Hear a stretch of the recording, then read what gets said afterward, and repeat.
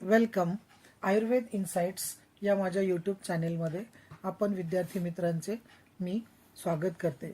मी doctor Nanda जठार दर्शन निरूपण या प्रकरणावर आज तुम्हाला थोडी माहिती देणार आहे. दर्शन म्हणजे काय? दर्शन हा एक शब्द आहे ज्याच्यात मूळ धातू दृश्य अधिक ल्युट हा प्रत्यय लागून दर्शन हा शब्द तयार होतो. त्याचा अर्थ असा: पाहणे, ज्ञानाने किंवा बुद्धीने बघणे, अर्थातच जाणून घेणे. लक्षण: दृश्यते यथार्थम तत्वम अनेन इति दर्शनम. ज्या शास्त्राच्या द्वारे यथार्थ तत्व पाहिले जाते किंवा जाणले जाते त्याला दर्शन असे म्हणतात. तत्वज्ञान साधनम शास्त्रम दर्शनम. तत्वाचे यथार्थ ज्ञान करून देणाऱ्या साधनरूप शास्त्राला दर्शन असे म्हणतात. आता ही दर्शनं किती आहेत, त्यांची संख्या किती आहे? मध्वाचार्यांनी सर्व दर्शन संग्रह या ग्रंथात भारतीय तत्वज्ञानातील एकूण 16 दर्शनांचे वर्णन केले आहे. ती अशी: चार्वाक, बौद्ध, जैन, सांख्य, योग, वैशेषिक, न्याय, पूर्वमीमांसा, उत्तरमीमांसा, रामानुज, पूर्णप्रज्ञ, नाकुलिश, पाशुपत्य, शैव, प्रत्यभिज्ञा, रसेश्वर, पाणिनी. परंतु या 16 दर्शनांपैकी 9 दर्शनेच प्रमुख आहेत आणि या प्रमुख 9 दर्शनांची विभागणी 2 भागात केली आहे.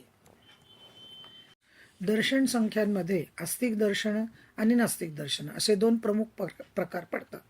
आस्तिक दर्शनांनाच वैदिक दर्शन, षट दर्शन किंवा षट दर्शन समुच्चय असे म्हणतात, तर नास्तिक दर्शनांना अवैदिक दर्शन असे म्हणतात. दोघांमध्ये प्रमुख फरक मानणारे मुद्दे असे आहेत की आस्तिक दर्शनं वेदांना प्रमाण मानतात, तर नास्तिक दर्शनं वेदांना प्रमाण मानत नाहीत. आस्तिक दर्शनं ईश्वराचा स्वीकार करतात, तर नास्तिक दर्शनं ईश्वराचा स्वीकार करत नाहीत. आत्म्याचा देहातिरिक्त प्रवेश आस्तिक दर्शनांना मान्य असतो, तर नास्तिक दर्शनांना तो मान्य नसतो. आस्तिक दर्शनामध्ये कर्मफळ, पुनर्जन्म, मोक्ष यांना मान्यता आहे, तर नास्तिक दर्शनामध्ये हे मानत नाहीत. आता नास्तिक दर्शनांमध्ये 3 प्रमुख दर्शनं आहेत किंवा अवैदिक दर्शनामध्ये 3 प्रमुख दर्शनं आहेत. एक, त्याचं नाव आहे चार्वाक दर्शन. त्याची पर्यायी नावं आहेत लोकायत दर्शन किंवा बारहस्पत्य दर्शन आणि त्याचा रचयिता बारहस्पत्य आहे. दुसरं दर्शन आहे बौद्ध दर्शन. त्यालाच सौगत दर्शन, तथागत दर्शन असे म्हणतात. त्याचा रचयिता आहे गौतम बुद्ध. तिसरं दर्शन आहे जैन दर्शन. त्याला अर्हत दर्शन असं पर्यायी नाव असून त्याचा रचयिता आहे वर्धमान महावीर. आता आस्तिक दर्शनांची संख्या एकूण 6 आहे. मुख्य आस्तिक दर्शनं ही 6 आहेत. पैकी पहिले आहे सांख्य. त्याला निरीश्वर दर्शन असे म्हणतात आणि त्याचा रचयिता आहे कपिल मुनी. दुसरे आहे योग दर्शन. त्याला सेश्वर दर्शन, सांख्य दर्शन, पातंजल दर्शन असे म्हणतात. त्याचा रचयिता आहे पतंजली. वैशेषिक दर्शन, त्यालाच औलुक्य दर्शन असे म्हणले जाते. त्याचा रचयिता आहे कनाद मुनी. चौथा आहे न्याय दर्शन. त्याला अन्वेषिकी विद्या किंवा तर्कविद्या किंवा अक्षपात दर्शन असे हे पर्याय नाव असून त्याचे रचयिता आहेत गौतम मुनी. पूर्वमीमांसा, त्याचे पर्यायी नाव आहे मीमांसा आणि त्याचे रचयिता आहेत जैमिनी. तर 6वं दर्शन आहे उत्तर मीमांसा. त्याला पर्यायी नाव आहे वेदांत दर्शन आणि त्याचे रचयिता आहेत व्यासमुनी. आता पहिले नास्तिक दर्शन, 3 नास्तिक दर्शनातील प्रमुख दर्शन आहे चार्वाक दर्शन. त्याचे दर्शनकार बृहस्पती होत. चार्वाक नावाच्या ऋषींनी आपल्या विचारांचा प्रचार व प्रसार या दर्शनाद्वारे केल्यामुळे या दर्शनाला चार्वाक दर्शन असे म्हणतात. अवैदिक दर्शनांमधील हे सर्वात प्राचीनतम दर्शन आहे. माधवाचार्यांनी सर्व दर्शन संग्रह या ग्रंथात चार्वाक दर्शनाला नास्तिक शिरोमणी असे म्हटले आहे. या विश्वात जन्माला आल्यापासून मृत्यू येईपर्यंत आपल्याला प्राप्त झालेले जीवन हे जमेल तेवढे जास्तीत जास्त सुखोपभोग घेत आनंदाने व्यतीत करावे हे याचे प्रमुख तत्व.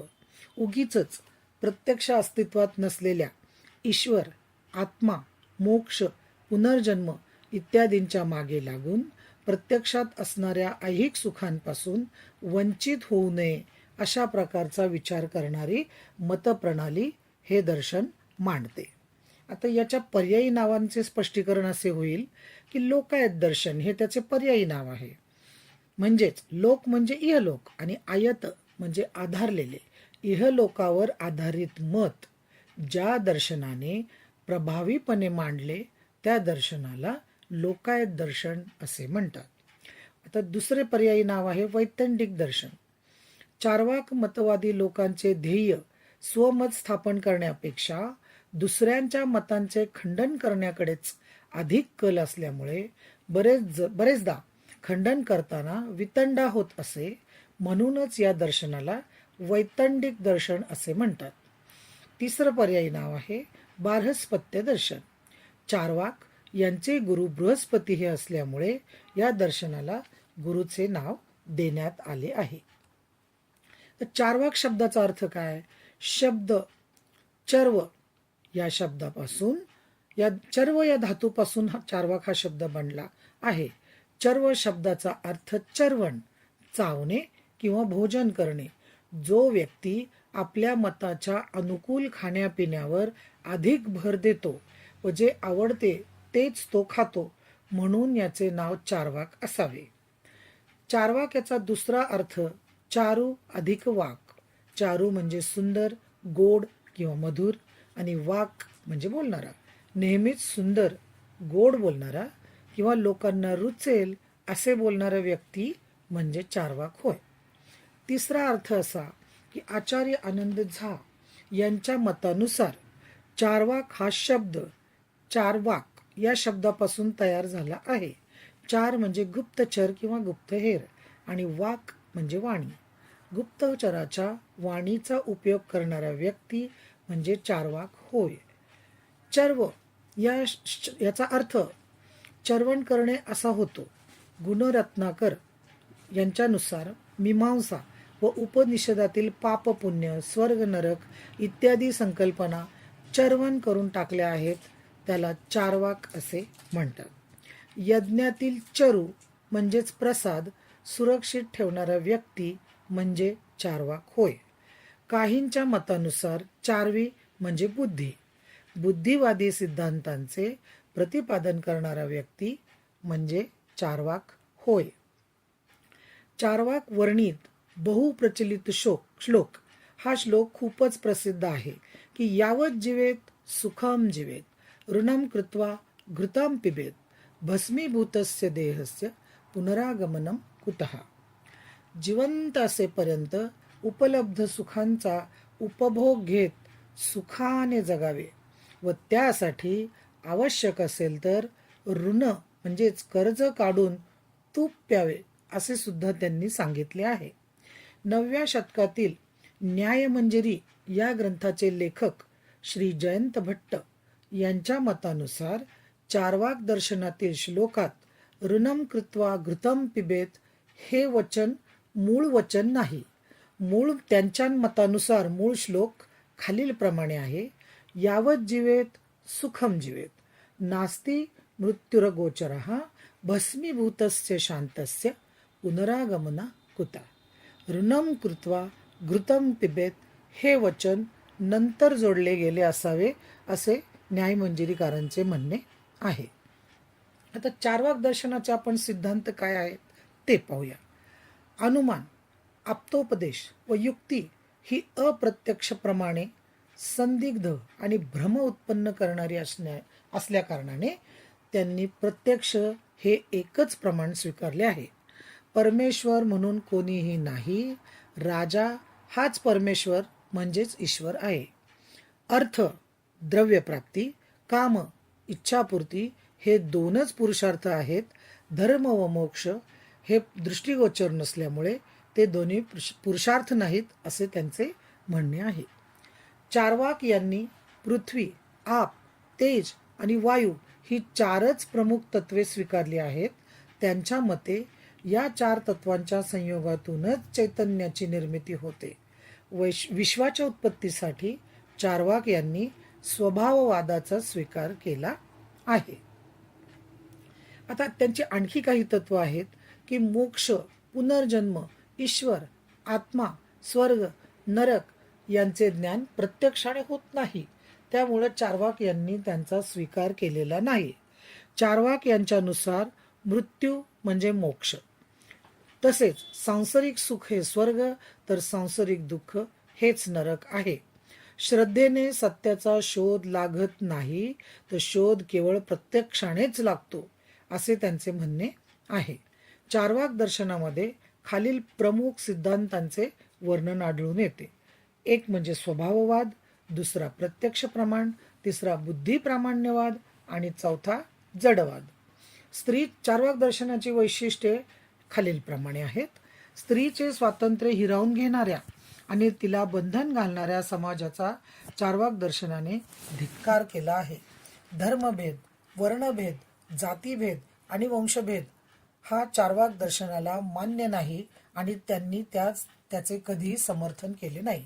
अंधश्रद्धेवर विश्वास ठेवू नये असे चार्वाक दर्शनाने प्रखरतेने सांगितलेले आहे. चार्वाक हे जरी नास्तिक असले तरी ते बुद्धिमान, सुविचारी व संयमी होते. म्हणूनच त्यांनी ऋण काढून तूप प्यावे असे सांगितले आहे.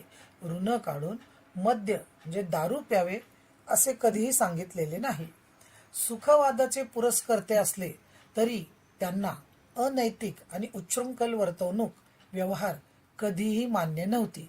असा व्यवहार करणाऱ्या व्यक्तीला परिणामी राजाने दंड सुद्धा करावा असेही त्यांनी सांगितले आहे. कारण राजाद्वारे दिल्या जाणाऱ्या शिक्षेची भीती नसेल तर मनुष्य हा लवकरच पशुमध्ये रूपांतरित होतो. समाजाला नियंत्रित करण्यासाठी त्यांनी दंडनीती अंमलात आणली. अपराध, अन्याय, अत्याचार, दुराचार घडू नयेत म्हणून दंडनीतीला अनन्यसाधारण महत्त्व चार्वाक दर्शनामध्ये दिसून येते. चार्वाक यांनी अर्थप्राप्ती करण्यासाठी कृषी, गोपालन, व्यापार व नोकरी करून सरळ मार्गाचा वापर करावा असे सांगितले आहे. चोरी, फसवेगिरी, भामटेगिरी, लबाडी, लुटमार, दगाबाजी तसेच नीती आणि तिचा विचार न करता अर्थप्राप्ती करावी असे कोठेही वर्णन केलेले नाही. भिक्षा मागून जीवन व्यतीत करणे हे नीच आहे असे चार्वाक दर्शनाचे म्हणणे आहे. आता त्यांच्या मते सृष्टी उत्पत्ती कशी झाली असावी त्याचे वर्णन आता आपण पाहूयात. विश्वोत्पत्तीसाठी चार्वाक यांनी स्वभाववाद मांडला आहे. त्यांच्या मतानुसार सृष्टीच्या उत्पत्तीकरिता ब्रह्म, ईश्वर असे जाणीवरूप तत्व आरंभी मानण्याची आवश्यकता नाही आणि इंद्रियजन्य प्रत्यक्ष प्रमाणाने ते सिद्धही होत नाही.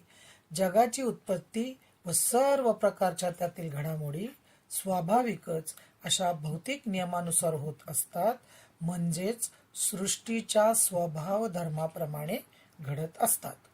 जे शेवटपर्यंत टिकून राहते, ज्याचा कधीही नाश होत नाही, जे सदैव अबाधित आहे, तेच अंतिम सत्य होय.